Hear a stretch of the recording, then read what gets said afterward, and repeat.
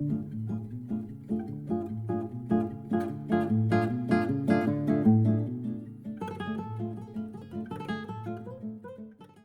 going on, everybody? Welcome in 5 minutes with Sean, here to kick off your May the 1st, another beautiful month about to begin.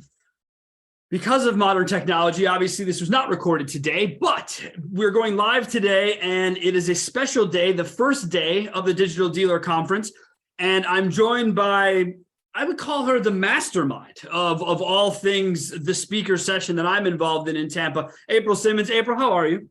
I am fantastic. Thanks for having me on. I'm super excited. Happy May Day and happy birthday to my brother. That's his birthday. So awesome. Nice. Love it. Yeah. Happy birthday to April's brother. We're happy to have the acknowledgement. April, as it is the Digital Dealer Conference beginning on a day like today, as a dealer, why do you go to these shows? You know, it's a great question. It's actually what brought me to wanting to create a different experience at Digital Dealer. But my very first conference I ever went to was a couple of roundtables here in the Phoenix Metro that some of the vendors put on. So early on, when I was trying to learn things, I went to everything I possibly could. I took my time off, my days off. I would go and I would just soak up as much knowledge as I could. The first I left the store and went to a conference out of town was Digital Dealer.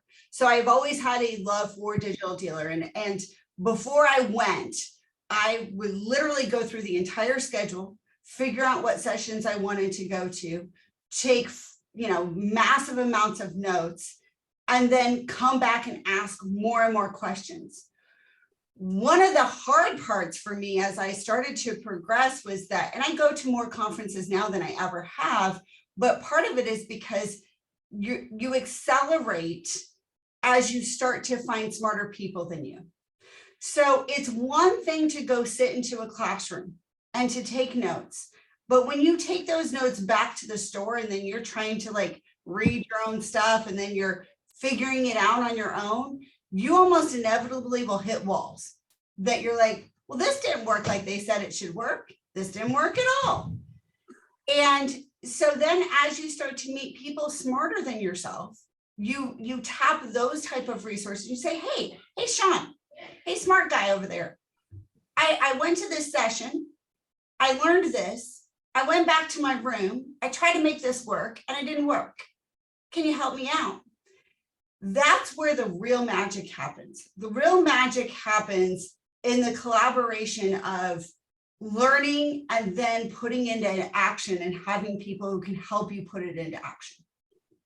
I love that. I love when you talk about the notes, because I'm anyone who's ever seen the show, I'm terrible. It's chicken scratch. My notes are terrible. The same thing happens to me, and I walk out of the room and I'm like, wait, what the fuck did I even write? This doesn't make any sense to me. Now I got to try and go back and picture how it was all happening. But I think that's one of the notes that a lot of people have had on these speaker spotlights is that, hey, in preparing to go to the show, be ready with your notes, but have a plan.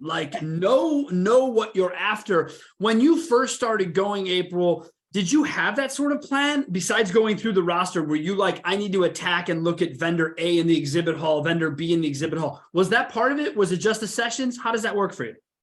For me, I hate the exhibit hall. I know this is horrible. Oh, it's not because you get harassed everywhere with dealer badges. It's a badge, right? We got, anybody who's been more than once, right? You learn all the flip around, do the little flip around. But then, of course, the vendors are pretty smart about it. It's if you have flipped around, they're probably a dealer. You're definitely a dealer, right? So it's just this whole thing. But for me, it was more about Digital Dealer was more about the education. It was more about going and saying, hey, what are my current pain points for me personally in my dealership that I want to go and try to figure out. And I would read through the roster and figure out what most aligned with what I thought might give me the opportunity to solve those situations. And then, of course, I was the teacher's pet that every single session, after the session, I'm the one standing there waiting to talk to the speaker to ask my one-on-one questions so that I could then find out, is there a vendor I need to go speak with, or do I need to set that up for later? So I tend to maximize my time at Digital Dealer with the sessions and the one-to-one conversations. and then schedule my pitches for any vendor that I actually want to vet later on the following week, 2 weeks later. That's typically how I've taken that time, because I don't, not that it's a waste of time, but I want to be there to soak up as much knowledge as I possibly can. That's for me personally. Now, a lot of people, they don't have the go back to the store mentality. They're like, hey, I've got 2 days, I'm going to hit it hard, and I'm going to sign contracts, and I'm going to get my vendors right now. I like to, I don't know, I'm like a steak. I want to simmer. Yeah, I mean, it's also, having worked with you, that's not how your group makes decisions either. Right. And I think it's important that people understand that, right? Some people come in, they're like, look, I can ink, I can do everything. Your group is specific. You guys say, look, April likes it. Guess what? We got other people that need to like it, and they need to sign off. And it's not just April's head of marketing, but it isn't just April's decision. And I think I think people might see that as a hamstring. I see it as a benefit. I see it as something that, from your position, because I was in the position of, Sean, go sign, don't ask any questions, act like it's your money. I didn't do a whole lot of shit. I'll be honest with you, April. I didn't sign a whole lot of contracts. I'm like, my money, no, I'm not going to do this. And so there wasn't that collaboration. Like you say, there wasn't that other person to ask or to vet or to look at and say, hey, does this make sense? Because, you're in your position, you're typically the smartest digital human in the group. That's how you got your job. And so for you to go ask someone a question, that's what these shows were meant for, is that connection, as you say, the smarter person. You being a teacher's pet, that makes me smile, because I guess I would have assumed it. I don't know. I'm not really sure, because when you said at first, it was like, oh, okay. And then I'm like, wait, April kind of pushes back against the grain on things. So maybe she's the teacher's pet, but still, I don't know if I trust everyone. So I like it. I like it. So you're talking about the show itself. You're talking about the sessions. That's a perfect, kind of segue into why this session, followed up briefly by why these people. So interestingly enough, as you start to grow and you become more and more knowledgeable, we all hit that spot where we want to start giving back to the next generation, right? The whole point of being an awesome automotive human, I think, is just that I'm still learning. I'm learning every single day. I learn from people like yourself and everyone else on our session. But I'm also at a place now where I get to give back and start to teach people who are, what my shoes were 25 years ago or 10 years ago, or quite frankly, 5 years ago. I love giving that knowledge to other people and help put that hand out to pull them forward. And what I realize is that not everybody is like me. Not everybody will stay after that session and have the guts to walk up to somebody and say, hey, I'm talking to you. I got a question. Come over here. Acknowledge me. I need to know. Yeah. Some people need to be invited. Some people, and I say some people, I actually think the majority of people. I think the majority of people need to feel like, hey, you're welcome. Come on in. Yeah. Let's have this conversation. And when you first told me about the session, I think I may have told you my biggest concern is that majority of people sit on their hands. So you come into a room and you're like, all right, everybody sit down. Cool. All right, raise your hands if you have a question. Everyone's like, I'm good. Everyone's good, and that's the kind of thing that even if it happens here, it ain't going to happen for long. No. You're not going to, the way you've set this up, it's immersive. You can't avoid it. I remember one of the sessions I did a long time ago was a huge group of people. And I walked up, I was at the front of the stage and I stepped off the stage. I stepped up to the first person sitting in line and I said, all right, we're going to go person by person. I want to know your biggest problem. And everyone's faces turned white. Their eyes bugged out of their head. I'm like, I'm just kidding with you. And I stepped back and people were just like, dude, I really thought you were going to do that. And I'm like, it's a room of 200 people. I wasn't going to go person by person, but the immediate fear that was there. So when you look at this from a dealer perspective and that you're like a 1%er as far as your willingness to be at the front, your willingness to speak, how do you plan to see that part go for the dealers who attend? Yeah, that was actually the reason I wanted to do a different type of session. And I want to take a quick moment to give Digital Dealer props for recognizing that it was time to start looking at a different way of doing things, a more engaging way. You know, things are changing and moving. And I actually appreciate that they said, hey, let's try something different. And they've reached out to a lot of, you know, people who attend multiple times. Myself as a dealer, but also somebody who has good, you know, vendor relationships and partnerships. They said, hey, do you have any ideas? Is there something you would want to do differently? And I said, actually, yeah. And that's where this session kind of started from. It was the seed, so to speak. And it goes back to originally when I learned, where do I learn best from?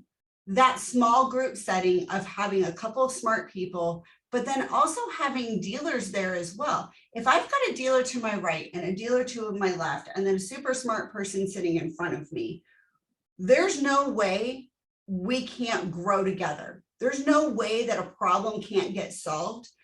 And it is hugely valuable. If I leave a conference and I've solved one problem, one pain point, the average amount of a one problem pain point is maybe to the tune of $5,000 a month.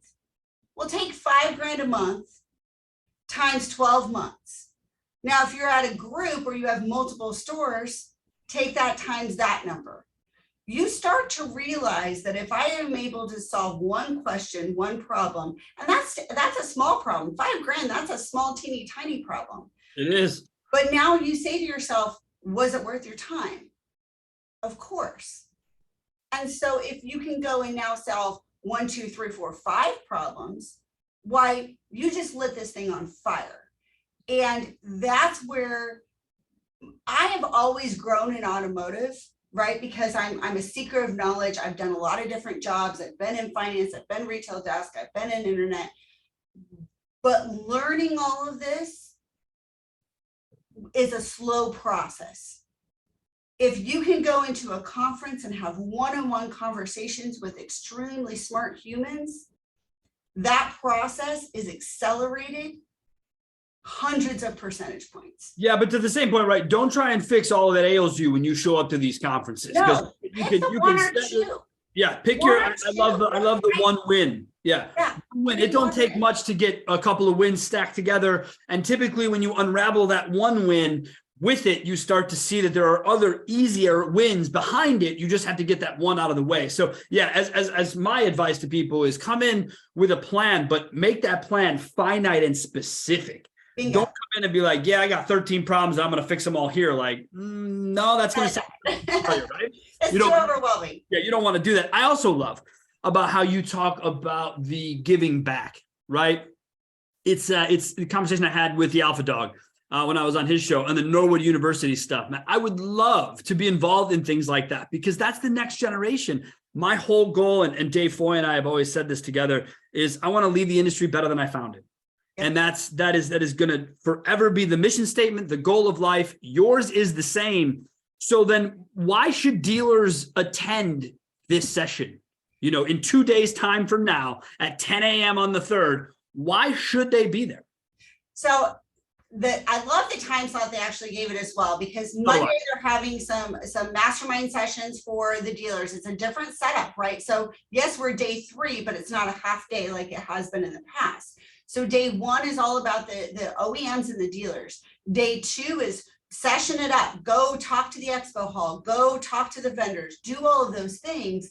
But day 3, the morning of day 3, and you still have time after that to go speak with people. We're nice right there, 10 o'clock, right before lunch. You're able to come into our session, and now you have that opportunity to get those questions answered. So let me put it to you like this. If you don't stay after a session, and this happens, if you have a really smart person, they get bombarded after, right? It's like everybody wants to ask them questions. I mean, it's happened to me. It happens, right? What happens when you're having fun and you're engaging people, they'd like to learn more, know more, or you ask, you spurred a question that they have. I mean, yeah, we used to take sessions and be there as long as they would, and then they'd kick us out. We'd take those conversations into the hallway and, keep talking to people because that's shit. April, that's kind of the point, right? Is to go there and if someone says, oh my gosh, what this, then I call it free advice, but that's what we're there for. That's what people are sitting there for. The problem is that in most cases, outside of our session style, which is where this kind of, I dream the session style up from, if you leave a session and you don't get that help because either A, there's too many people, or you're intimidated to walk up there and grab this person, now what you do is you go back into the expo hall to talk to the vendors to try to get the help there. And the problem is, and this isn't a negative, but those people are there for one reason and one reason only, and that is to sell you, because that is their job.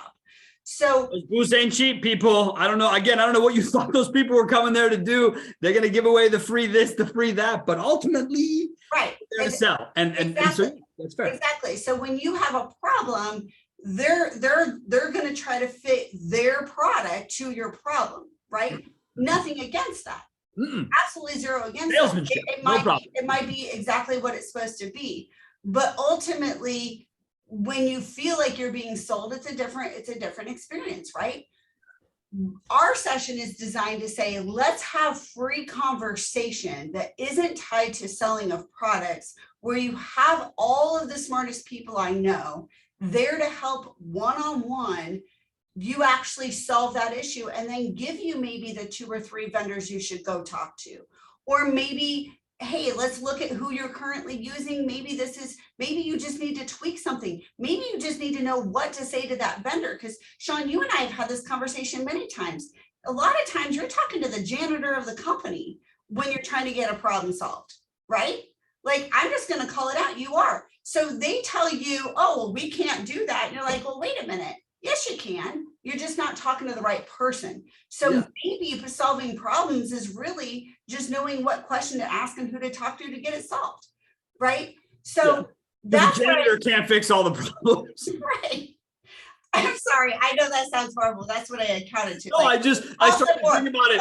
I hear a car biz and I'm like, well, you're never going to talk to the janitor here because we don't have any janitors. But that's funny shit. The way, folks, I hope you're listening, and she's saying it in a nice way. I've got a different version. She uses janitors. I use one full of expletives. So just go with janitors. much better option. All right. So, but your point is, people not at the bottom, just people who sell things aren't necessarily as in tune to the people who have to service them or work with them, right? Or the product specialists, etc. Because as these organizations go, there are many layers to which we work through and to get through. But April always requires to just shoot right through that. So is that what you did here? For That's all your dealer friends who don't want to have to deal with the line of going through all the shitty vendors, you just brought decision-making people into one room and they can just talk directly to them. Bingo. And that was 100%. I said, let's not make this difficult on people. Like and here's what's awesome. All these things work together, right? Like, and I pick people that I know really want to help dealers, but also are not driven 100% by ego, right? People who are willing to say, look, that guy over there is better in this area than I am. Go talk to that person about this specific problem because they're the right person to talk to, right? I might not be in this area, but it's this ecosystem of BDC, right? Marketing, paid search, and social. And all these things go hand in hand and hand in hand. Yet if you go into the expo hall, or you go watch a class, or you talk to your marketing departments, those things are all siloed. I was just sitting here thinking, we are just destroying the silos from a session. You're just absolutely clearing the way. No more silos. No. We work like this, right? Like everything should work. Linear. Just on and on and on we go as a group. And for you to bring in the dealers that you brought in, right? You got Allie Peters. I mean, this woman just, I don't know that you smile a ton. I still think she smiles more than you do. And I fight it out for like top smiler. You guys are always doing that. So she's awesome. Colby Joyner, this guy is 40 under 40 for a reason. I mean, smart. Brilliant. As a whip, gets all sides of the business. Yourself, our latest addition, my boy, Marty Valdegiuli from the Matthews Motors Group, who just like you is fluent in all these different languages, right? The fixed ops language, the BDC language, just like you. And it's like me too, right? We all came up this way. So when you started as an internet manager, you were IT too. Yep. Someone's computer broke, they called April. I don't know why. It never made sense to me. But then I don't know, I started to figure it out. I got to reset routers. I got to go do this. I got to deal with new computer boards, whatever it was, you had to fix it. So I love that. On the vendor side, you've got, just as you said, you've covered it. You put everyone together. A lot of people. How did this list come together for you? How was it something that you could narrow from what I know is a wide breadth of information and people that roll in your circle?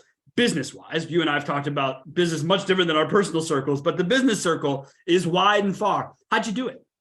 A lot of it boiled down to just experience of working with these individuals over time. And realistically, I started with the bigger picture, which was there were multiple sessions. Initially, this was like 5 different sessions, right? Right. So I'll just tell you exactly what happened. There's literally like 5 different sessions in my head. And I literally, because we weren't doing traditional submitting, I had submitted like 5 different ideas to Digital Dealer. Okay. They came back and said, okay, April, which one do you want to do? And at that point I was like, well, there's not one I want to do. I want to do them all. So I went back to my drawing board and said, how can I take all 5 of these sessions and really make it as impactful and mold it into one? So each of these different areas really stemmed from that idea of how to make this one session versus 5 different sessions. And then from there, with the people itself, it was like I had already kind of had these sidebar conversations with people about before you submitted your 5 ideas, you had to let people know that this is what you were going to do, right? So right. So I'd already had like some preliminary conversations with different people over the course of the last few months on, hey, this is a pain point in this area. This is a pain point in this area. And then you start to realize that those pain points really are stemmed from a lot of the same stuff, right? So again, this is a linear thing. This is not a siloed thing. And as I've learned more and more about fixed ops over the last couple of years, that even more has made me realize that we're still way too siloed. Like if we really want to have good marketing and stop waste, figure out a way to realize that your sales customer and your service customer are the same customer. They're the same person. Interesting. Right? Interesting. How do we not start putting these 2 pieces together and realizing that we need to market as a whole circle, not a semicircle over here, semicircle over here. So there's things like that I just think stem from just put everybody in a pot together, stir it up, and it's amazing how much better that cake tastes. I agree. And I think that's what's going to happen here. I really do. I think for those dealers who do show up here in 2 days to the session, 10 a.m., I think that you're going to have probably the most unique experience you've ever had, unless you've attended another conference that does something similar. And then you'd be like, wow, this is really cool. It's something you found in a niche, small venue, now on a large scale. I think it's really, really exciting. Let's close the show with something you didn't know I was going to ask you, but that I'm interested in your opinion. Here we are on night 1, where there's going to be a large scale party, as there is every night. April, how do you what tip do you give to others to deal with the nightlife version of these shows? Okay, I've had a lot of great tips. So first of all, when you go to a show, females, bring comfy shoes. I mean, males too, but you guys are typically already in a little more comfy attire, but bring comfy shoes. Even if you're going to wear like nicer shoes, like stuff flip-flops in your bag, because I'm telling you, you'll hate yourself trying to walk back later. Just because it's Tampa doesn't mean there's going to be, sandy beaches everywhere you go. No, you're typically walking. So the convention center to the hotels to American Social, where the majority of the nightlife happens, it is a good amount of walking. I mean, it's only like a block. It's not like a ton, but it's still a massive amount of moving between all of these spots. You go over like a bridge, don't you? I mean, ultimately, there's a little bit of a walk to get there, right? So. And that's after you've been walking all day. So just know that, think about that, that part of it. The other side to it is, and this more does go out for my female friends, but have a buddy, have somebody that you say, hey, we're going to show up together, we're going to leave together. That doesn't mean we have to stay together the entire time we're at the shindig, but have somebody you show up with, and have somebody that you're, find out another person that's at the same hotel as you and go back with that person. So I think that's just, I hate to say that that's out there, but you are walking out on streets at night after people have been having drinks and stuff. And I just think that it's wise. I don't think there's anything unwise about that. I think that's a very fair thing to say. It's why I'm bringing a 6'+ Canadian with me. I have the same concerns.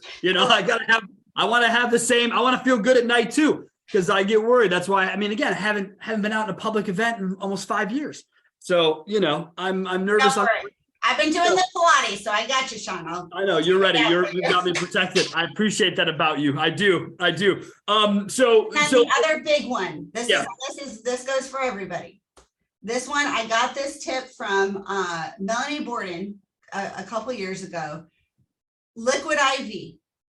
You take that little, buy you a couple of those little pouches off the Amazon, or go get some at Walgreens or CVS, because you're watching the show now. Drink that with some water, because you don't realize when you're talking all day and you're going all day, you are so dehydrated. And if you want to wake up and you want to feel better and you're ready to go the next morning, it is really important that you hydrate.